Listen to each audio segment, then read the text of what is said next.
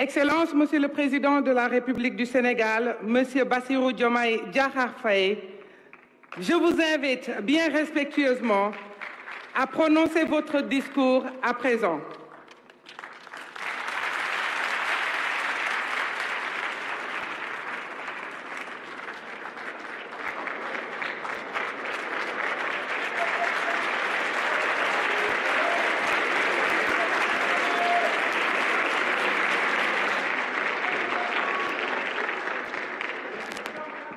Merci beaucoup. Je vous prie de vous rasseoir. Merci beaucoup à toute cette diaspora vivante et surtout très talentueuse. Le temps des discours et des prestations, mais aussi de ce que le réalisateur a pu nous montrer comme visage, nous avons vu tout ce talent, toute cette créativité et tout ce désir de vouloir bâtir ensemble le Sénégal que nous voulons. À un moment donné, par contre, j'ai eu très peur parce que j'ai pensé que El Hadj allait chanter Ray Mboté. Puisqu'il y a dans la salle quelqu'un qui était très proche de moi et qui ne résiste pas à ce tube-là, j'avais peur que vous voyiez des choses que j'ai vues dans le véhicule de la campagne électorale.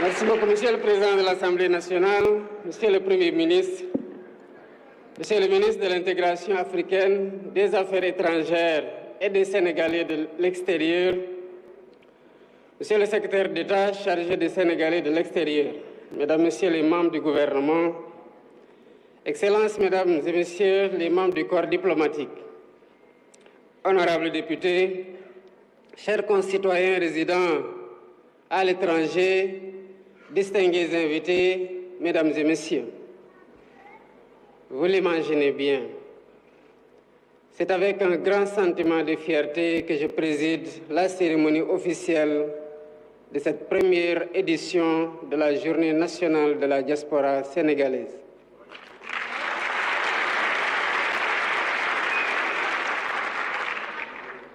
C'est une journée symbolique consacrée à celles et ceux qui, tout en vivant hors de nos frontières, restent profondément ancrés dans la vie, l'histoire et le devenir de notre nation.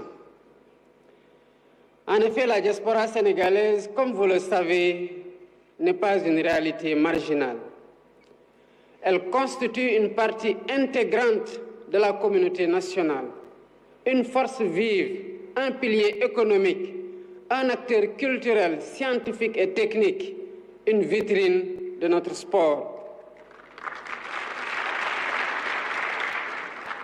En un mot, vous êtes une extension dynamique de la nation sénégalaise à travers le monde. Chers Sénégalais de l'extérieur, en mon nom, la nation sénégalaise vous exprime son respect et son admiration. Honneur à vous. Vos actions et réalisations, votre engagement et votre sacrifice pour votre pays font de vous un pilier important du développement de notre nation. Vous incarnez fièrement le Sénégal à travers le monde.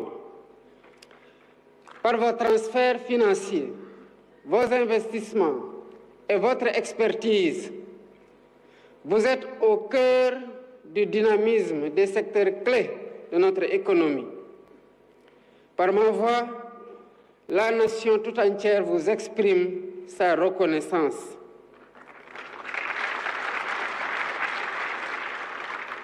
Mesdames, Messieurs, avec notre diaspora, la vision est claire.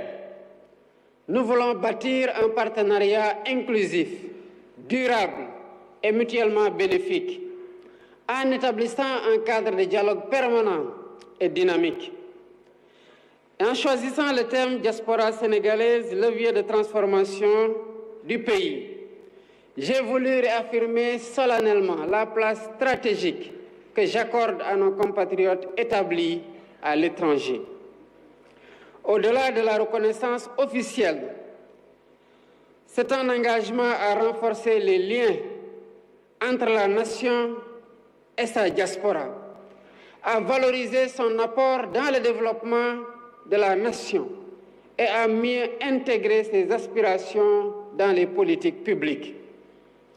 Ce thème est d'une actualité et d'une acuité particulière dans notre contexte, au regard de son arrimage dans l'agenda national de transformation Sénégal 2050 que nous avons adopté comme feuille de route de long terme de notre nation. En effet, notre référentiel des politiques publiques accorde à la diaspora une place de choix dans la construction d'un Sénégal souverain, juste, prospère et solidaire.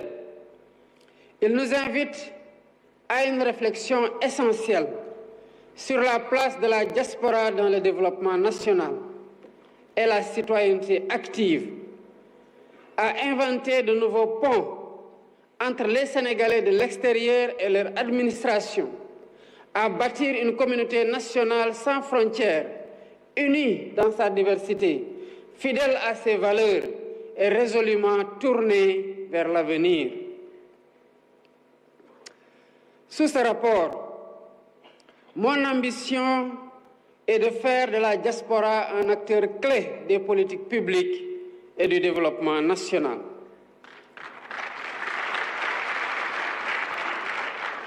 J'engage donc le gouvernement à renforcer le partenariat stratégique avec cette vaillante diaspora dans les domaines de la mobilisation des compétences et des talents, de la stimulation de l'investissement et de la diversification des financements qui lui sont destinés. J'ai conscience que ce travail sera complexe. Cependant, j'ai tout aussi conscience que sous la conduite de Monsieur le Premier ministre, cet objectif sera largement atteint.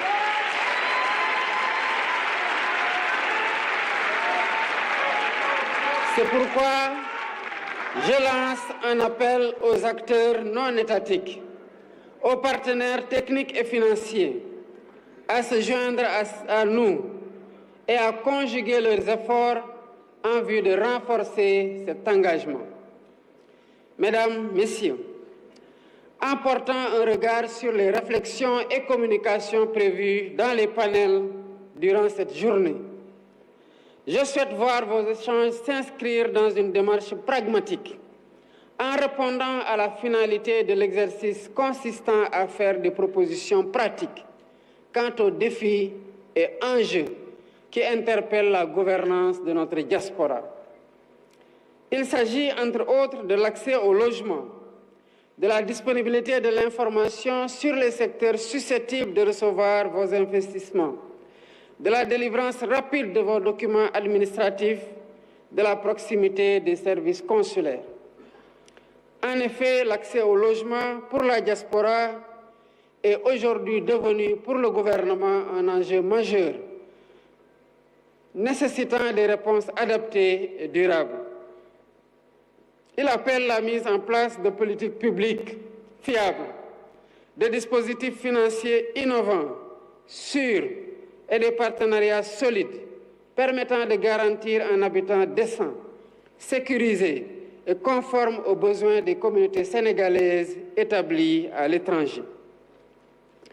S'agissant de la modernisation de l'administration consulaire, elle a pour objectif d'assurer une gestion harmonisée, sécurisée et conforme aux standards internationaux des actes d'état civil produits par les représentations diplomatiques et consulaires, mais aussi d'autres documents qui sont tout aussi importants que le passeport et la carte consulaire. De grandes réformes intéressant ces deux documents seront sous peu mises en application. En somme, 3 objectifs sont visés. Il s'agit de simplifier les démarches, d'améliorer l'accueil des usagers et de garantir une plus grande fiabilité des documents qui seront délivrés. Le renforcement de la protection et de l'assistance de nos compatriotes à l'étranger demeure un chantier qui me tient particulièrement à cœur.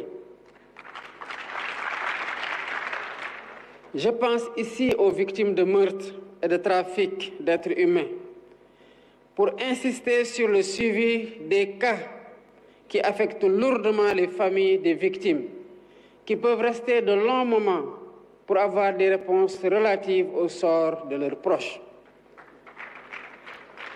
C'est dire que notre dispositif de protection consulaire et d'accompagnement devra être renforcé pour un suivi rapproché de chaque cas.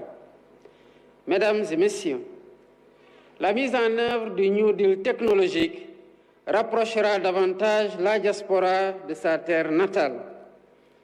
En effet, le Sénégal a besoin de devenir un véritable creuset de cerveau et de compétences dans tous les domaines, notamment de l'économie, les finances, l'administration, les sciences, la technologie.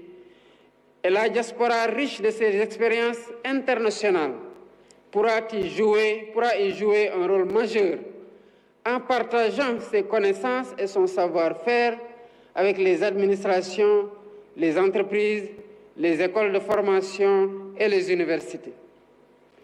Et grâce à l'exploitation intelligente des opportunités qu'offre la digitalisation, cette transmission devient désormais possible à grande échelle. Le numérique, comme vous le savez, abolit les distances. La diaspora, déjà proche par le cœur, le devient encore davantage par son engagement concret et permanent au service du pays. Aussi, par sa participation effective à la conception et à la mise en œuvre des politiques publiques, par son appui aux projets économiques, éducatifs, scientifiques, technologiques, la diaspora devient-elle un acteur stratégique du développement national. Avec elle, le savoir circule, les compétences se partagent et la nation tout entière en sort renforcée. Mesdames et messieurs, vous l'aurez compris, aujourd'hui nous devons aller plus loin avec notre diaspora, qui ne doit plus être perçue seulement comme une source de ressources financières, mais comme un véritable partenaire stratégique dans la construction de notre avenir commun. Et cela implique, de la part du gouvernement, une meilleure écoute, une représentation plus active dans les instances nationales et un accompagnement adapté à leurs réalités spécifiques. C'est tout le sens de l'orientation du programme spécial d'accompagnement et de promotion des Sénégalais de l'extérieur qui vient d'être lancé. À travers ce document, le Premier ministre, le ministre de l'Intégration africaine, des Affaires étrangères et des Sénégalais de l'extérieur et le secrétaire d'État chargé des Sénégalais de l'extérieur ont défini les priorités. Défis, axes stratégiques, objectifs et résultats centrés principalement autour de l'amélioration de la gouvernance des Sénégalais de l'extérieur. L'objectif général du programme est de promouvoir une gouvernance intégrée et durable des Sénégalais de l'extérieur avec le référentiel Sénégal 2050 pour une réponse améliorée aux défis et à une valorisation accrue du potentiel de nos concitoyens vivant à l'étranger.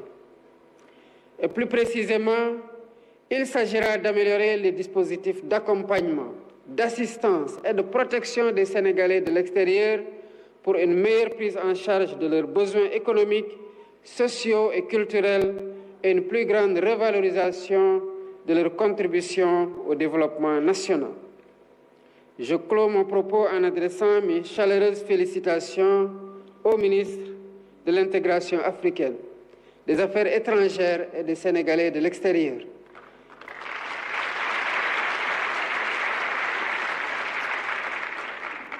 J'accorde une mention spéciale au secrétaire d'État chargé des Sénégalais de l'extérieur pour la qualité de l'organisation de cette première journée de la diaspora.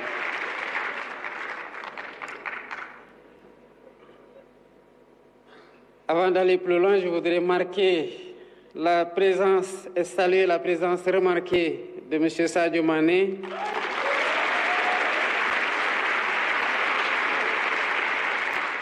de M. Dembaba en cette veille de Coupe d'Afrique des Nations de football au Maroc.